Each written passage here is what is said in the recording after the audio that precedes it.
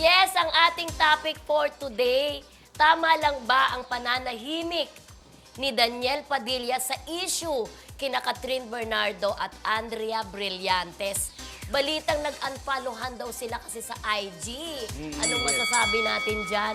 Siyempre, tayong dalawa lang, so wala tayong choice. Oo, kaya yes or no lang yan. It's either yes or no ang mapupunta sa atin. Oo, di ba? Eh si Friend Romel hayon, kumakahul-kahul pa, charot. Plakda! Oo, at hinawaan tayo. Correct. Ayan. Oo. Ayan. Ayan, tama. Sa akin, yes. Oh, dapat pang manahimik, sa akin, no. Oo. Okay, So go. wala tayong choice. Oo.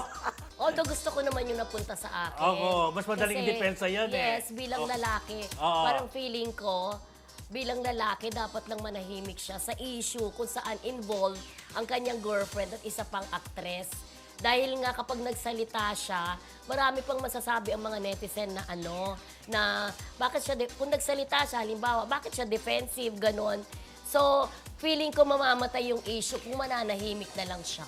Kasi pag nag-explain pa siya, sasabihin pa ng mga netizen na, bakit siya nag-explain, ganon.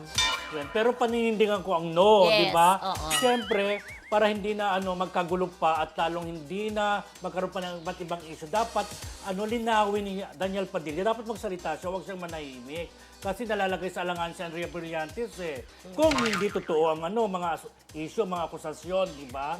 So dapat magsalita si Daniel para once and for all, para sa ikakalinaw at ikakalinis ang pangalan ni Andrea, at the same time, para mawala yung issue na nag-aaway si Catherine at saka si Andrea. Oo. Ayun. Kasi lumalabas na para siyang guilty pag nanahimik eh. Di ba? Oo. Oo, kasi ang sa pagkakatanda ko, correct me if I'm wrong, nung nagka-issue kasi before kay Jasmine at saka kay Daniel Padilla, nanahimik na lang din talaga yung issue at hindi siya masyadong nagsalita. Ganon? Oo. So nabatay na lang yung issue na yon. Parang feeling ko, dahil may knowledge din tayo tungkol sa issue na ito, na para sa akin, matagal nang nagkaroon ng issue na ganito. 2 years ago pa ito di ba? Huwag naman magagalit sa akin yung Katniel, hindi ko sinasabing totoo ito o hindi. Pero ang issue pong ito ay matagal na Pinag-usapan. Blind item, correct, ganon. blind item. So parang feeling ko, hindi na akma na magsalita pa siya. Kasi medyo matagal na rin talaga tong issue na to. Na ngayon lang nag-leak, ngayon lang lumabas. Eh, kahit sabihin mo 2 years ago pa yan, dapat pa rin siya magsalita. Kasi ngayon nga pinag-uusapan, naging controversial. Ngayon nalalagay sa alanganin si Andrea. Ngayon nagkakaroon ng issue ng away si Catherine at saka si Andrea. Ngayon ay nagkakaroon ng ng unfollow yung dalawa. Para at least matahimik. Dapat, linawin niya. Kasi kung halimbawa ang totoo at may kasalanan siya, dapat bilang lalaki, panindigan niya, di ba? Kasi lahat naman ng lalaki dumadaan naman sa sa pagkakamali minsan eh.